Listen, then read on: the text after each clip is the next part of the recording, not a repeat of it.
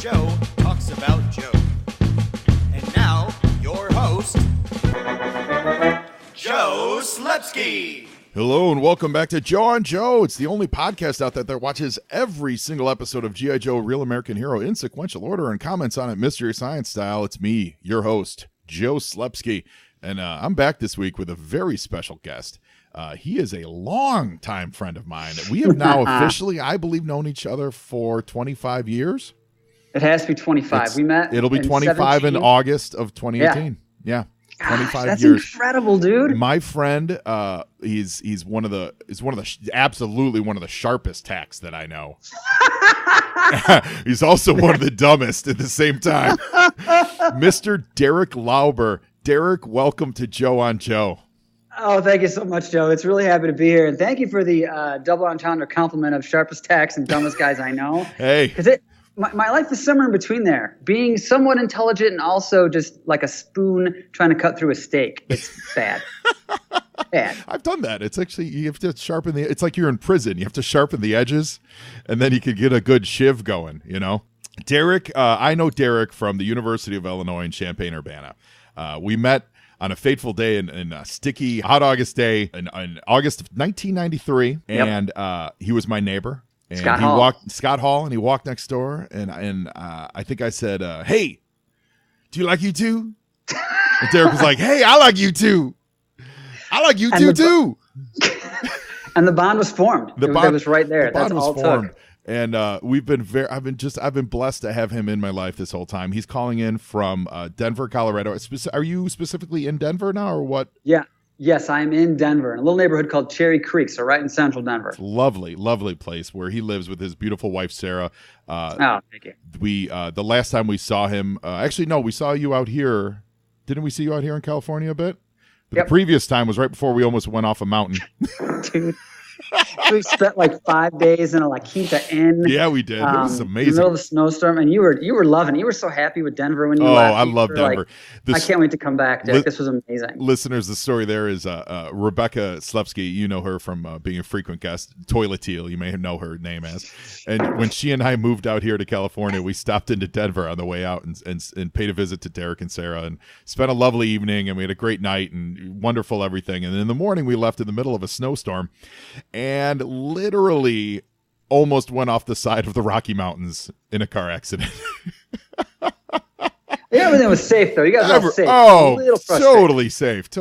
Yeah, and actually, everything turned out as fine as it could be, but we spent 5 days locked in a La Quinta Inn on the outskirts. And this was, the reason I share this story is the advice that Derek gave me when I got on the phone and I called him later that next day, and he's like, "Hey, you left town?" I'm like, "No, we didn't leave. We're in it was Golden. We were in Golden, Colorado." Yep. I go, "No, man, we're in Golden in a La Quinta Inn."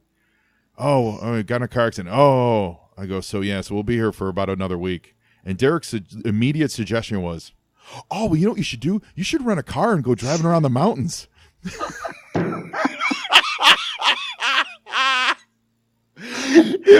If I could, I don't think that's the sharp as the tack comment right there. That's the idiot coming out. If cell phones could be slammed down, I would have slammed the phone on the receiver. I'm not going to rent a car and go driving into the mountains after almost dying. So there you go, Derek. You look fabulous, my friend. You look great.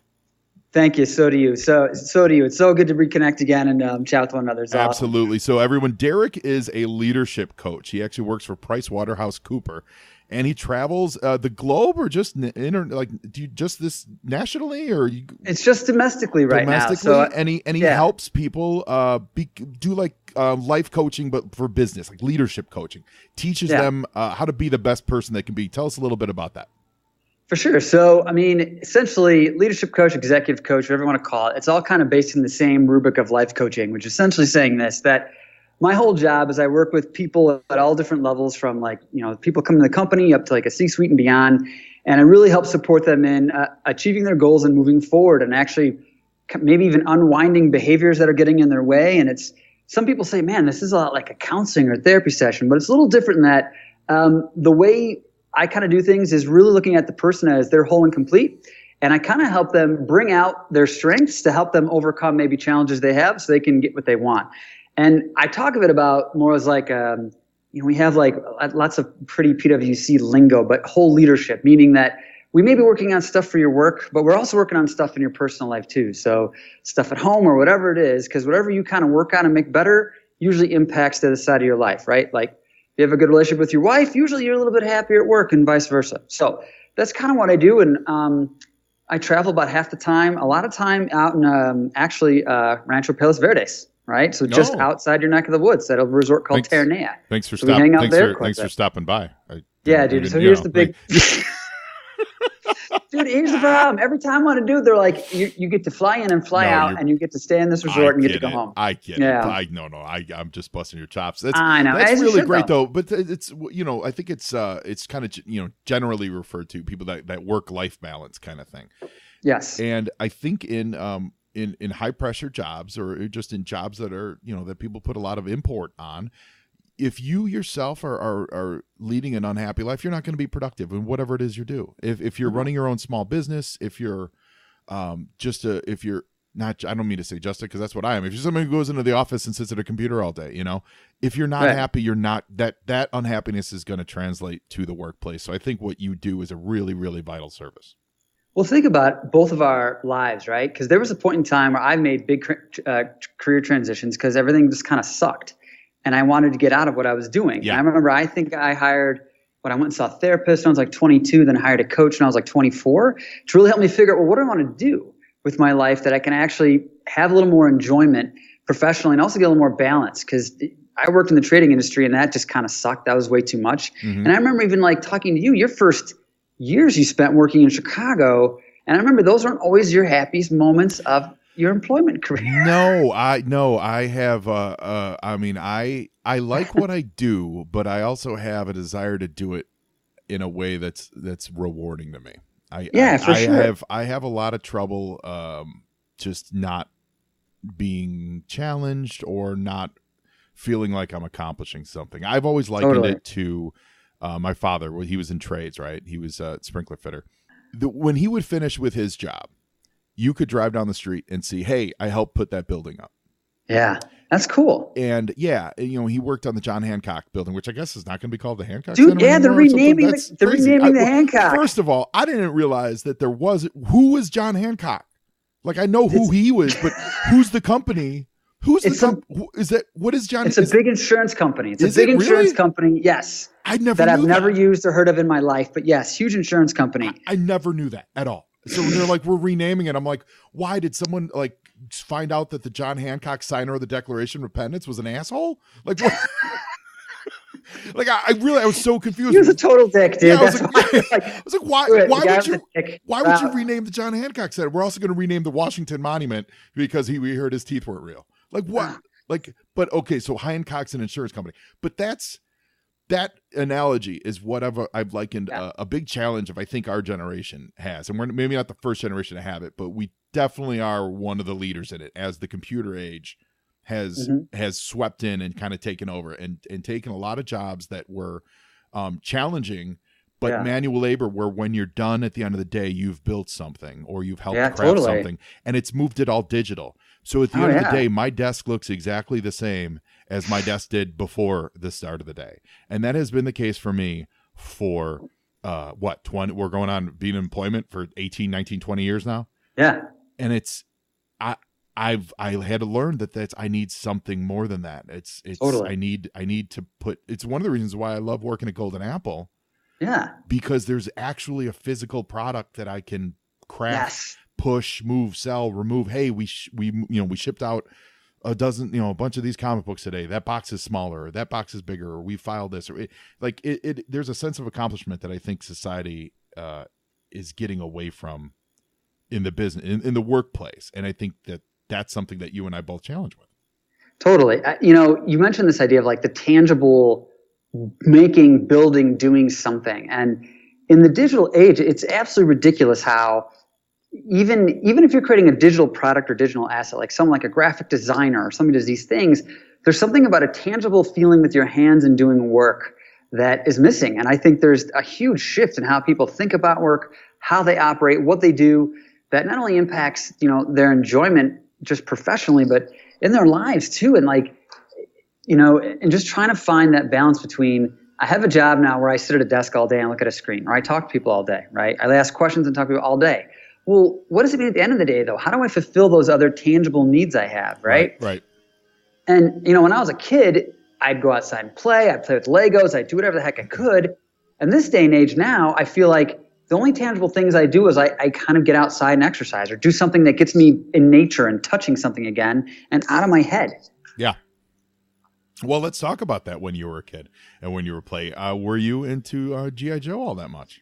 I did have G.I. Joes. I had some G.I. Joes, not many, because my parents didn't have all the ducats to line me up with loads of G.I. Joe toys. Mm-hmm. So I used to get them used later on, kind of beat up, which is kind of sad. So, okay, I got it. Like, kind of got through some stuff with the Cobra or something like that. But so G.I. Joes are definitely in my radar. But the biggest thing that I had growing up were Legos was a huge influence. Mm-hmm. Legos were huge for me. And then Masters of the Universe, without a question. Yeah. I had You had a lot of He-Man. I don't know that we've ever talked that much about He-Man. I had He-Man. My little brothers had tons of He-Man. We'd play He-Man. It was ridiculous. And then the other toys that I really kind of got into when I was a kid was they were like kind of like what was like metal bits you made cranes out of and crap. Oh yes, well, like I think erector sets were like the generic. That was the generic. Like it was called an erector. Yeah, I get it. It was called an erector. Yeah, I wish I had video on this. See his Cheshire like grin right now. Weren't they called erector sets though? Erector sets. Yeah. So I had like engineering. What's so strange is I had engineering buildy things, but I'm nowhere near an engineer or science guy at all. But that's kind of what I grew up with, kind of messing around with those things. And then my parents would just kick me outside way more often than I probably wanted to go. Oh, and then of course I had Atari 2600. Oh yeah, I just quickly reminded of that wonderful line from Superman the movie. Do you know what my father said to me when I was 10 years old? Get out. That's so true. I remember we had Pong too. I played a lot of Pong. Atari 2600. Did you ever play the G.I. Joe Atari game? No. Where you used the paddles and there was a giant cobra. So there was a G.I. Joe Atari game. Yes, it was great. It was great. Yeah. And there was a big cobra that loomed over the horizon and he would drop bombs and you had to protect your soldiers running across the battlefield, right? Yeah. I would name those soldiers as they run. I'd be like, there's Breaker. I got to save Breaker. I got to save Grunt. Oh, look out, Snake Eyes! Like you just, yeah. And if one got killed, I'd be like, I was Steeler. I never liked Steeler, I never liked the guy anyway. He's dead. And that's good riddance to him. He's dead. Good riddance to bad rubbish. So toys growing up. I mean, I definitely watched all the cartoons. Like I was a huge G.I. Joe. Transformers, G.I. Joe were like the staples every day after school. I remember. Yeah. Without question. So those I remember watching. And then, of course, lots of violent Tom and Jerry. Oh, yeah, absolutely. The ultra-violent and somewhat racist Tom and Jerry cartoons. Somewhat, absolutely, totally racist Tom and Jerry cartoons. Like, their housekeeper was, like, ripped off the Aunt Jemima bottle. Like, that was crazy. Totally. And in fact, I think when I was a kid, I thought that was Aunt Jemima. So did I. I really was that confused. Like, why is Aunt Jemima like the nanny or housekeeper for Tom and Jerry? Because she's not busy enough making our pancakes delicious. What? I know that is good syrup, though, dude. Oh my God, it's delicious syrup. Oh, it's really good. Got to do something about that mascot, man. That's just bad. Yeah, I remember. Oh, you know what else I had when I was a kid growing up, which is silly? Smurfs. And maybe that makes me less of a man. No. I liked Smurfs quite a bit too, and I don't know why. In retrospect, because you watch, there wasn't much to them. Like they didn't really have action figures. They had the little plastic figurines. Remember those? Mm-hmm. So they would just sit about 1.5 2 inches tall, and they would sit on your shelf. They weren't posable. They weren't even like bendable. Like a bendy plastic. They were just that dude. Hefty or grumpy or whatever. My sisters had a bunch of those, and like, yeah, there wasn't. Yeah, I don't know. They're charming, but they're just Yeah. Kind of charming, kind of lame at the same time. I think it's because I was German and the Smurfs were a German invention. They were like, oh, Derek wants to like the Smurfs. Yeah. Here. And he gave figurines. I'm like, I don't know what these are. I don't care. Why is there only one girl? This creeps me out. And how are there so many Smurfs? I didn't really get it at the time as a kid, right? And looking back, I'm like, that's really weird. Are they like mushrooms and spores and they just spot out and grow? Like, how do they even, how do Smurfs even come to be? Have you seen the theory of communism? That the Smurf show is a subtle, subliminal message to children that communism is the way to be. Oh, because the Smurfs essentially lived in a communist village, like where everyone worked for the greater good of the state, and everyone was happy and everything was great. Yeah. Oh yeah. There's a whole thing. You got to go online, Derek. You got to go on the webs and you got to read about the Smurfs. The interwebs? So like I could see it. They probably came out of East Germany back in the day, right? When the communists taken over. Peyo, they were made by Peyo, and I want to say he was like Dutch or something like that. I think he's from is Amsterdam Dutch? Yeah, I think so. Yeah, I think so. Yeah, or the Netherlands, something like that. I see. I confuse that whole region because they all seem like kind of that Amsterdam, Netherlands country thing. Like there's a couple names for them, but I don't really know. I know it's by France, and they always get invaded.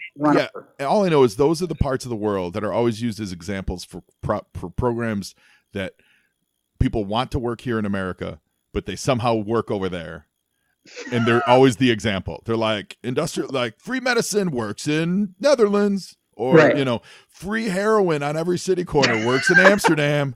And I'm always like, I like that, but I don't know that that'll work in this country because we got a different scale of people here. Yes, we do.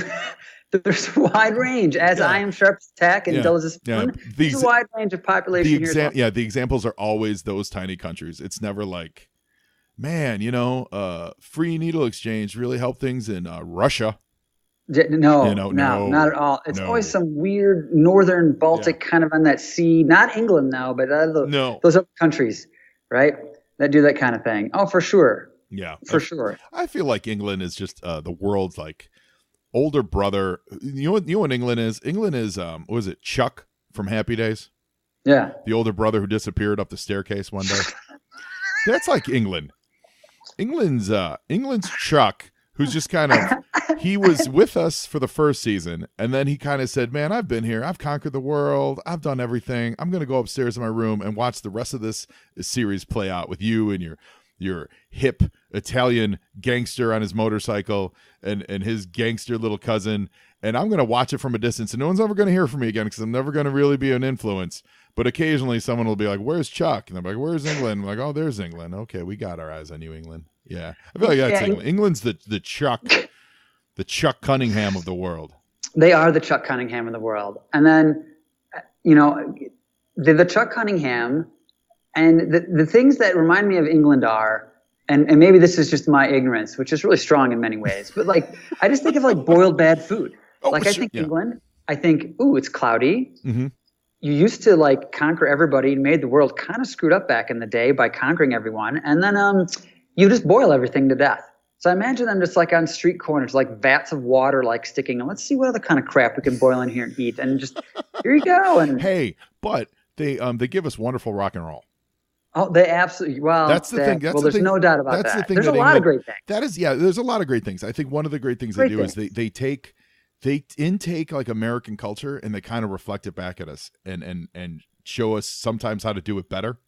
Oh, dude. No, the Rolling Stones, the Beatles, every rock act. I mean, Zeppelin. Amazing. Zeppelin, The Who, even going forward, absolutely amazing stuff. And also say like the miniskirt and the whole revolution of fashion. Yeah. Oh, fashion. Hey, but guess what though? I retort all those great bands. I give you Three Doors Down. Stop. Okay, we're gonna be right back with a quick file card feature. So stay tuned. Today's file card feature is on the G.I. Joe Hovercraft pilot, codenamed Cutter. His file name is Skip A. Stone. I cannot believe that's his file name. I had Cutter. I loved Cutter. I apparently never paid attention to his file card. His name is Skip A. Stone, and he drives a hovercraft. That is awesome.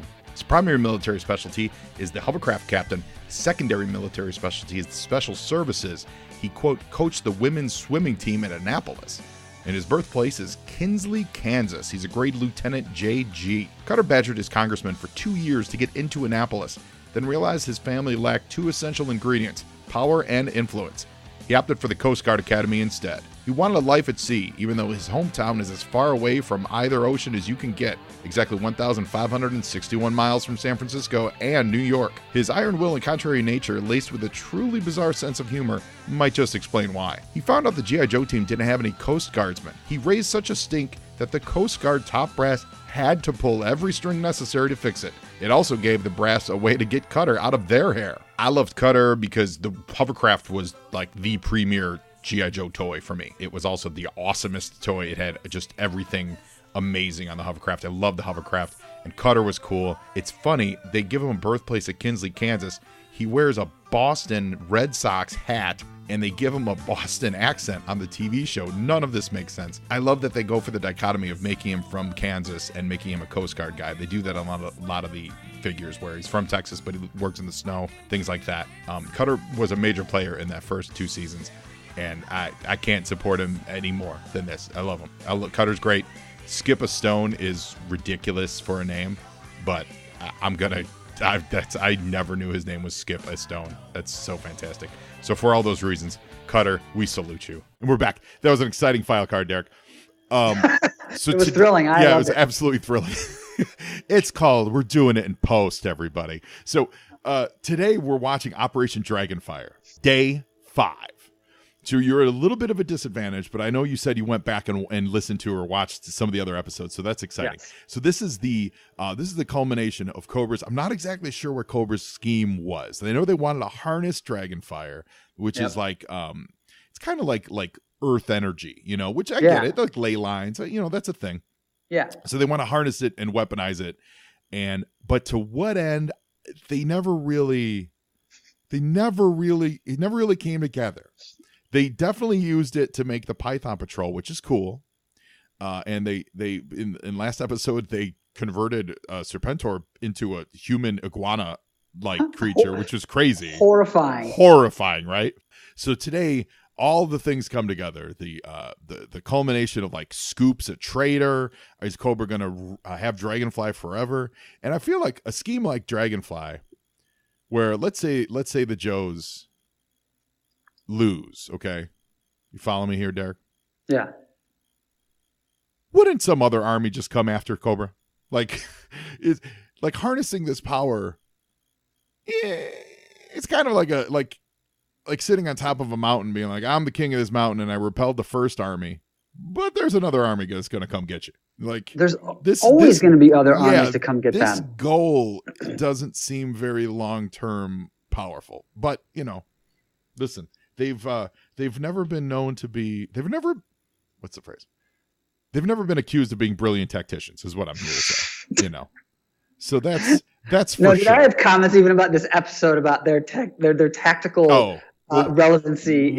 We'll get to it. So listen, if you guys like Derek, if you think he's a hoot, which I absolutely do, but more importantly, if you're interested in like leadership coaching, I know there's a lot of guys out there. A lot of guys run your own business. You're small business owners, and you're listening to this, and you're like, some days I don't feel motivated. Sometimes reach out, find Derek Lauber. He's got DerekLauber.com. You can also find him on LinkedIn. That's Lauber, Lauber, and Derek. That's Derek with a K. You said earlier, very German. Very German. The middle name is Helmut. You're not going to fool anyone. No. Yeah. It's like, what are you, Spanish? No, not. And there's way too many consonants in my name, and it's too harsh, right? It's like you sneeze and Derek Helmut Lauber. It's right there. So go online and find Derek at DerekLauber.com. Find him on LinkedIn, and call Price Waterhouse. Be like, I heard Derek Lauber on Joe, and then Price Waterhouse is going to be like, what? Derek, and then they're going to contact Derek. They're like, why are you talking about us on some cartoon podcast? And Derek's going to be like, I'm fired, aren't I? And they were like, yes, you are. So this is the dominoes that we're going to start knocking over right now with this episode. And find me online on Twitter and Facebook and Instagram at Joe on Joe Pod. Send me an email to joeandjoepod@gmail.com. And we've got the winners of our January review contest. Thank you so much, every one of you who listened and entered the contest by going to iTunes and leaving a review. review. I'm so very happy. In fact, I'm so happy, I'm not going to draw 5 winners. I'm going to send 8 winners. That's right. You get a comic book, and you get a comic book, and you get a comic book, and you get a comic book. Everyone's a winner. Every single person that entered in the iTunes Joe on Joe January review contest has won some comic books. I've got contact information from Andrew. Thank you so much. I'll be reaching out to you, Andrew, as well as Daryl Templeton. Thank you so much for participating. And if you're out there listening, I need to reach you because I want to send you your goods. I've got Need Coins 21, Kuda Zappa, my friend Bjorn from European Joe's. Let's get in touch, man. I'm going to send you some stuff. Stash Biggins, I know you. Josephine, I need to reach out to you as well. Of course, we know Paul Sidaway. Paul, you're the best. And WJW. You guys are all winners. So if you haven't already, send me an email to joeonjoepod@gmail.com and send me your contact information. And we'll make sure that it's you and legit. And I'm going to send you some G.I. Joe comic books. Thank you so much, everyone. So, Derek Lauber, are you ready for Operation Dragonfire Day 5? Let's do this. This is the culmination of their work, right? It's everything. It's everything that we need to love today. Here we go. Without any further ado, here we go. So we've got the logo. Yep. Go Joe. Go Joe. It's very exciting. It would help if I put on my earbuds. But listen, here's the thing. So I've listened to the future episodes, right? For the podcast. So I've gone forward a little bit and to prep for some other interviews. And there is something I've questioned this on previous issues of Dragonfire. There's something, this isn't the version of the theme song that's on the other ones. They use the Got to Get Tough Yo Joe on the other episodes for this season, for these DIC episodes. But when did they become an international team? That's what I'm talking about. So I thought it was US's something or other. It was. Yeah, it was Real American Hero. Real American Hero. Yeah. So I wonder, and I would wager that this International Heroes really is maybe for the Canadian audience or something like that. Because definitely not for the US audience. It's no, because then they did switch to the song that we hear at the end of the credits for the opening credits, which is like this new upbeat, and listeners, you'll hear it on the next episode, this Got to Get Tough Yo Joe. And it's a different one from the one, Derek, you might traditionally know. So just ask a lot of questions. Just a lot of questions about how this original miniseries actually showed on TV. Again, I said it last episode.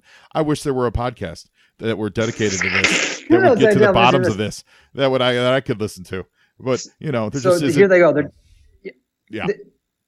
Dude, so here's the thing. Did this help? Like we said, this is Canadians. Is that what you said? Like this Canadian audience? Yeah. Well, Canadian. Did this help them like us, or did this help with our Canadian US-American relations? I don't think so. I think, if anything, this got Canadians very upset with us.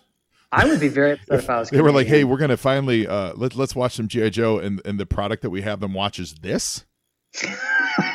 Hey, how do you feel, Derek, about seeing Sergeant Slaughter on an episode of G.I. Joe? Dude, it's beautiful seeing Sergeant Slaughter. I love that we're using Spirit and Freedom, his bird. Here's that dude on the Butte or whatever that is. How did he get up there? That's the first question I had, is like, how does this man scale that? Because it's built like a cone. Yes. Where you can't get to the top. No. I don't understand it one bit at all. I was like, and he didn't look like a free-hand rock climber to me. No, he's just up there alone on this big butte. All right. Yeah, a butte. Is that what it is? A butte? That's a butte, a bluff. All right, that dude. Mountain, the Dragonfire Mountain, you can see it's spiral. There's a road that gets you up there. That makes sense to me. That makes sense. That old Indian on top of that butte, I don't get it. Don't get it. I don't get it. This is key here, because we know that Scoop, who is currently wearing the Crimson Guard outfit, he's now totally flipped to be a G.I. Joe. He's no longer a double agent. But the Cobras don't know that. They think he's still a spy for them on the Joe team. And they listen to him like, why is he breaking the fourth window here by talking to himself or talking to us? It does sound a little bit like voiceover, doesn't it? It really does. It sounds like it's all poorly written exposition is what the answer is. Derek, that's the answer. It's poorly written exposition. And it's to get the kids so the kids understand what's going on. Yeah. But I don't. And hey, how about this? The Sergeant Slaughter line delivery. We're gonna. So like what? So hold on a second. I have to disguise myself as a low-life. How did Low-Light get here? Because he's like in a jungle somewhere, and they're out in the middle of the desert. So where is he now? Okay, well, the first rule of G.I. Joe, the world of G.I. Joe, is their geography is completely whack. They have jungles next to deserts, next to snow mount. There is no. All right. Like the geography on G.I. Joe is whatever's needed for the episode, not whatever makes sense. I have seen people travel on top of a car, like stow away from a snow environment to a jungle environment. I'm not even saying that they went from nation to nation. I don't even know, but just literally that's not the way environment works. No. And that guy would be dead. So, from desert to jungle to wood swamp, there's always. Now they're hauling this guy off in a helicopter. Wait a minute. So did they drop him off up there? Is that how we did it? He's the guy. Well, he's the guy. No, they're getting him because he's going to help harness Dragonfire. Because Dragonfire is harnessed by like old monks, like keepers of knowledge, right? So he's the keeper of knowledge for the indigenous people of America, right? Let's just say they're in Utah or whatever. So he's the keeper of that knowledge, and he's part of Spirit's tribe. Okay. That G.I. Joe plane did not put him on top of that butte. That's the thing. How do you get on top of that butte, old man? How do you do that? You know That's what? A very virile old man. Parachute. Let's drop him off. Parachute. He just parachuted. I was watching this earlier. Yeah. This cable comes out of nowhere for a second. Then he grabs it, but watch. Oh, that is. You know what that cable is? It's enchanted like Indiana Jones's whip. Totally, dude. Like it's all the beautiful knots around this chair. You're right. That was a straight knot on that chair. It wasn't just tangled up in it. That was some kind of hitch knot. It was like a hitch knot. Oh, this dude like whipped it around the wall and made a hitch knot around a chair. Oh, this is great. And he locks him in the locker. Like a freshman in high school. Get in there, dweeb. All right, so we got Sergeant Slaughter looking at this. Why is this guy wearing a hat? That's because that's Stalker. Do you remember Stalker? Yes. He was one of the originals. He had normally wore green camo. Yes. This is his version 2 look. They gave him he was like Snow Assault Stalker or something like that. Oh, very cool. So they had him in white. Yeah. So again, they're selling the toy, so they do him to match what the toy looks like, even though you wouldn't wear snow gear in the desert. Yeah. But it's it's one of those like you forgive them for it. I do. I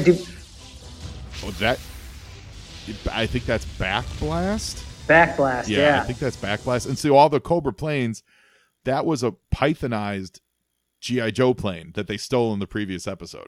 A Conquest X-30 that they converted to being a Cobra plane. Stay between those snakes and Sorcerer's Mesa.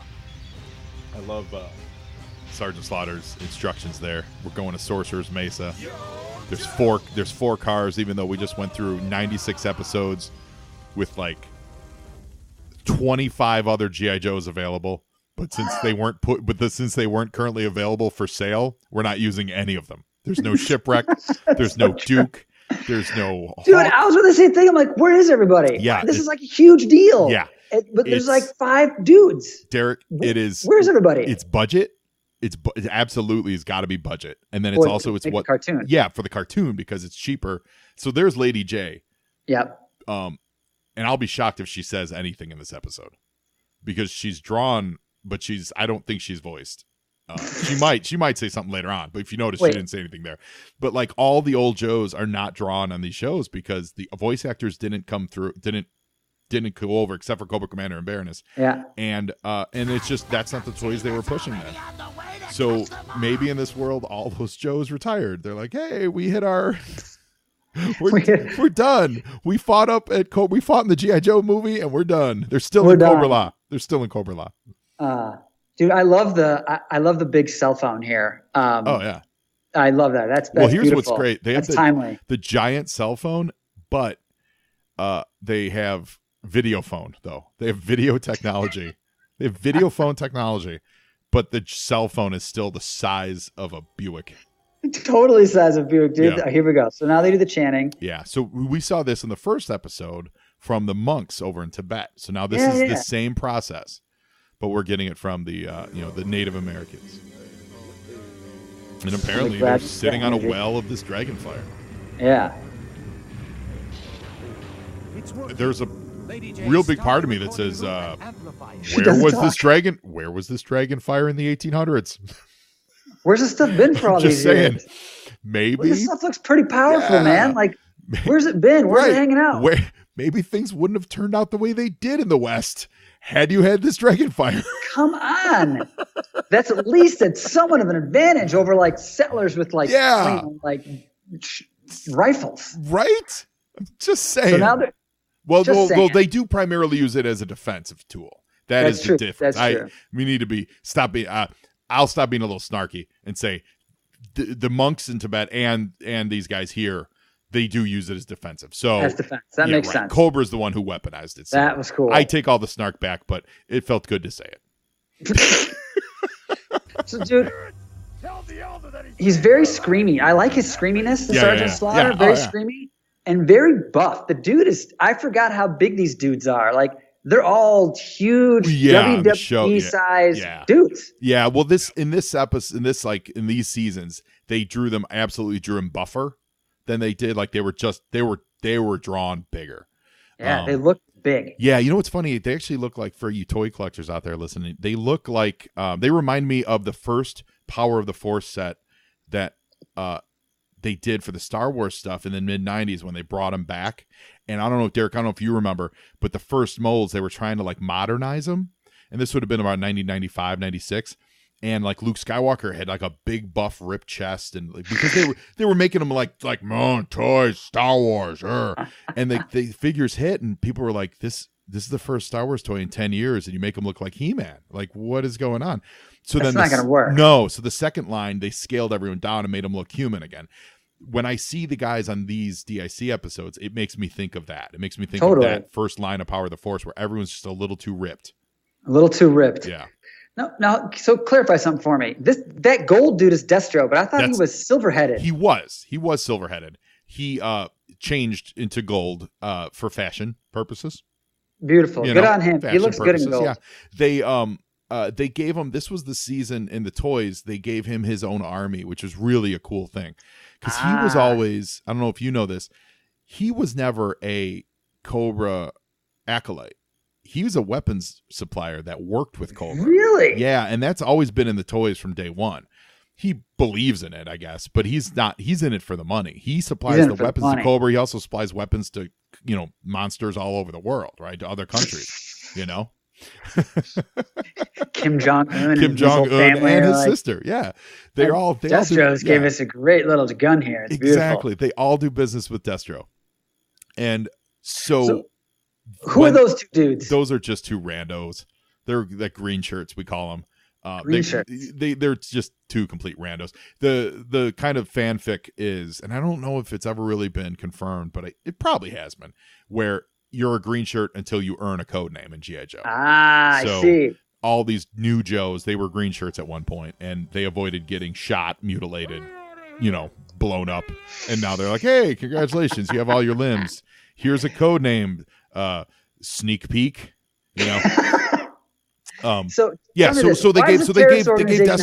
Destro his own army, which were the Iron Grenadiers, and this outfit was like he wore this as leader of the Iron Grenadiers, and they all wore similar gold and red black designs. Okay. So that was the impetus for like giving him a new look. We can blast our way up to the Joes from beneath. I was gonna say, dude, like they had like a flag by their base, but aren't they terrorists? Well, I guess ISIS has flags, so it's good. I guess that's right. ISIS that's has fair. flag, yeah, absolutely. Yeah, so I'd have a flag too. Yeah, screw it. I'm totally wrong. Yeah, hey, don't tread on that flag, Derek.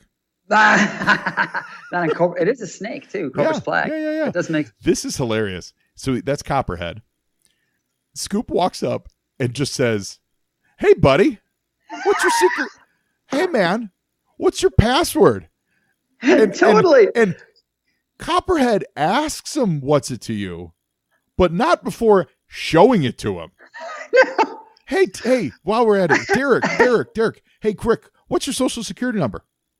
Well, obviously it's this. Well, why do you want to know? Oh, nothing. No We're reason not at all. recording this podcast to listen to hundreds of people hearing it. No, don't worry about that, Derek. No, not at all.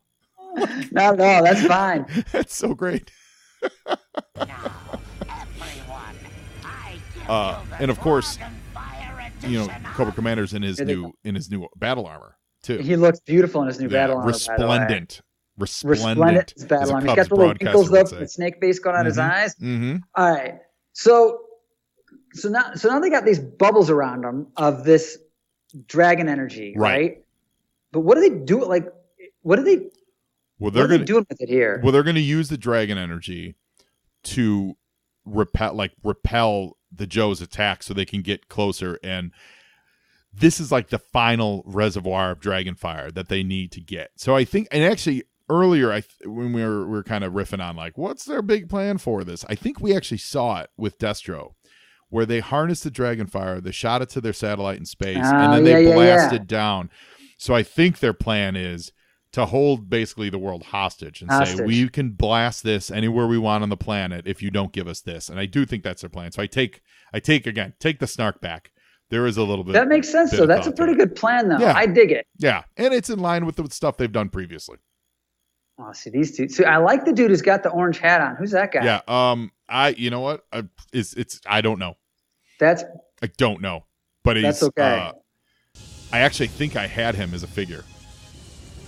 And I think they got the Kachinas on their tanks. I think he's like I didn't see that. long range mortar guy or something like that. Yeah. Yeah. That's it. Yeah. There's a lot of these new looks on these characters this was the era when I stopped collecting. So I'm learning as we go. And they're not doing a great job. They're not naming them. They're not name checking them on this episode. Of course, again, I could have done research. But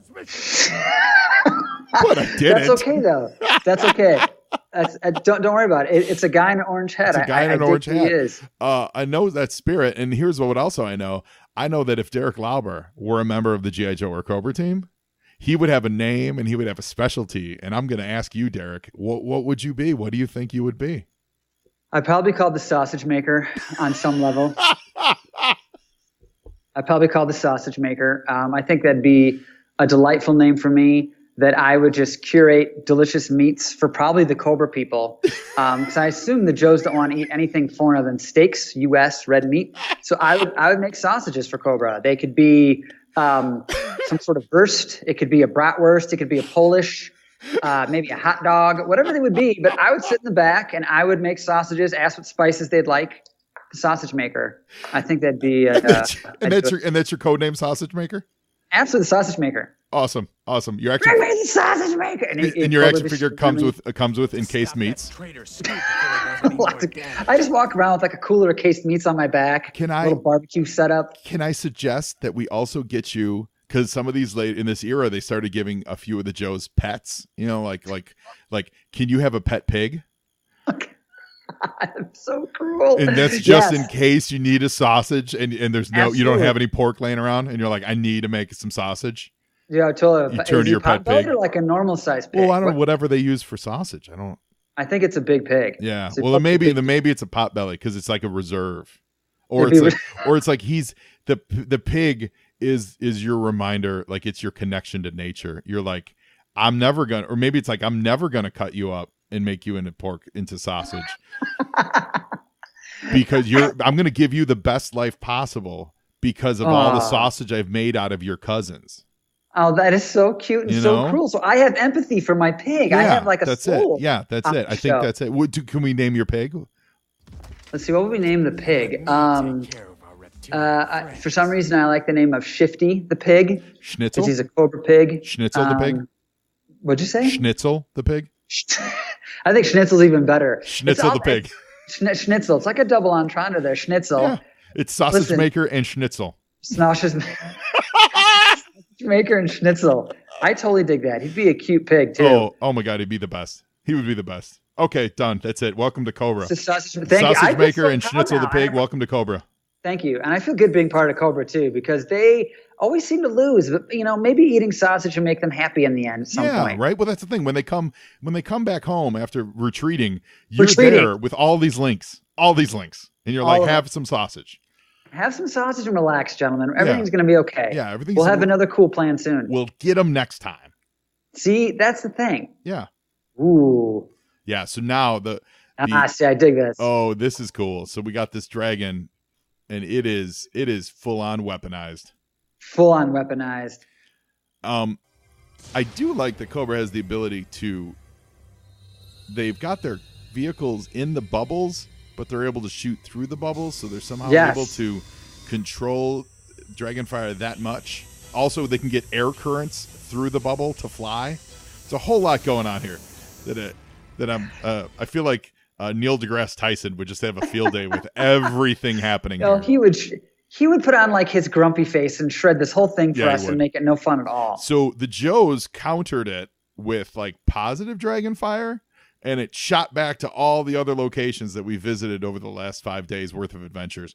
And it burned out Cobra's Dragonfire. G.I. Joe has knocked out our Dragonfire, which means Thank you, Destro. That's exactly what I just said. Exactly. That's exactly what I just said. That's Great the other recap, thing, Destro. Derek, that's the other thing that happens with this podcast so often, because so much of the show is literally exposition. As I'm saying, so they just knocked out the Dragonfire. The character on screen goes, they just knocked out our Dragonfire. And I can't tell you how many times I've had that in editing. And I'm like, all right, I'll keep it in. That's funny. Let's keep it in there, dude. I like it. Yeah. You'll be sorry you did this. So Scoop is letting these guys live, which I would have liked to see a little murder. But there is no murder. Is there ever murder in G.I. Joe? No. Everyone parachutes out. everyone's okay. No one ever they're shooting the heck out of each other constantly. Right. But what's cool here is, though, we did get to see Lowlight. Lowlight finally realized that Scoop was okay because those guys were firing on Scoop. And he's like, now I can put my armor on you and treat you like, like the friend I've always wanted to treat you. Totally. Yeah, because he was really, really disliked him quite a bit. Yeah. Quite a bit. Dude, that's a bromance flourishing. So now. Okay, so now we see all over the world. Here's the rest of the Joes. Here's the rest of them. Yeah, there you go. There's rock and roll. Yep. Although he was with them. Anyway, yeah. So the Joes basically, here's the moral of this adventure. The Joes took over the world. Who's terrorist now? According to these unanimated still frames, the G.I. Joes run the world now. You're right. And they pose for a class picture from Scoop with the monks from the original adventure. Everyone, let's give one The dude next to him is high on monk weed. Totally. Yeah, I don't think she still even said that. Who's that character that didn't talk the whole time? Lady J never said anything. Jay didn't say a word. I don't even know if the Baroness said anything. I don't think there were any women on this episode. I don't think the Baroness said a word. Very sexist of G.I. Joe. A couple of ladies didn't say a thing. Yeah. Hashtag also Baroness. Oh my god. So there you go. Operation Dragonfire, day 5. That was huge. That was a huge success. We've done it. Next week we're going to be starting the regular series with just a run-of-the-mill adventure that's completely makes no sense and is full of wackadoos. But Derek Lauber, what did you think about it, man? It's probably the first G.I. Joe episode you've watched in decades. Oh, it's been 20-some years. And it was super fun, dude. I watched it, and at first I'm like, oh, gosh, I remember all this stuff. And I was like, oh, yeah. And I was like, wow, look at – so here's the thing I had to do to myself. I had to turn off my adult brain going, this is what my parents thought when I watch these cartoons. Like, why are you watching this? And I had to go be a kid again and just enjoy what's going on. And it was pretty fun, actually. Yeah. I enjoyed the lengthy exposition and filling me in on every little nuance that's going on. So I knew what was happening. I was like, yeah, I think my 9-year-old self would totally get this show. I love it. Yeah, it was cool. Yeah, it is cool. Yeah, totally. And to be fair, with all the trash talk, we talk about the DIC stuff. Warts aside, the Dragonfire episodes are fun. It's a fun. If you watch them all back to back, it's a fun little adventure. And we'll see how that holds up for the rest of the season. But you know what? That's why we do Joe on Joe, Derek. Dig into the details, my friend. Loved it. Get into the details. So, man, thank you. I can't thank you enough for being on the show. Remember, go out there, find him at DerekLauber.com. Check him out. Get yourself a leadership coach. Make your business better. Make your life better. Get some There you focus go. in your life. It's so important. Sausage maker and your pet schnitzel. Schnitzel, the pot-bellied pig. The Just small pot-bellied- enough to throw in, because I gotta have a backpack. Yeah, or he's something, got to right? be mobile. He's a tiny pig. For Dude, sure. I have a mobile sausage and grill thing that I want to design, like for my pack and my whole gear thing. What That's is your that? action figure accessory right there. God, that's awesome. Yeah. Oh. Do I get like a little chuck wagon truck too I drive around in? Oh, and, sure. like, Listen, I have a feeling the sausage maker toy will be popular all over the world. So they're gonna be like, we need to make vehicles for the sausage maker. Yeah, and since you're Cobra, you'll get a food truck that'll be disguised as a regular food truck, and then the panels flip down and machine guns pop out, and like the Cobra sign pops up, and you're like, I'm gonna kill all these people that didn't buy my delicious sausage. Yeah, that's it. It's I'm gonna totally shoot rancid meats at them. That's I think what I would do. yes. Just be like rancid meat. I just kind of throw it out there, see what happons. Yeah, your Yeah. gloves are made of sausage casing. So gross, dude. How sick that would be. Now I feel like we're like in the Silence of the Lambs. Yes. Totally. Now it's like Bill. Now I'm gonna stand up and Buffalo dance Bill. around a little bit. I feel like Buffalo Bill now. Now I feel super creepy. Oh my God! Well, Derek, thank you so much. It's great seeing you. Great talking to you. Yeah, you and, too, dude. It was awesome. welcome to the Joe and Joe family. And now you Joe, and Joeing is half the battle.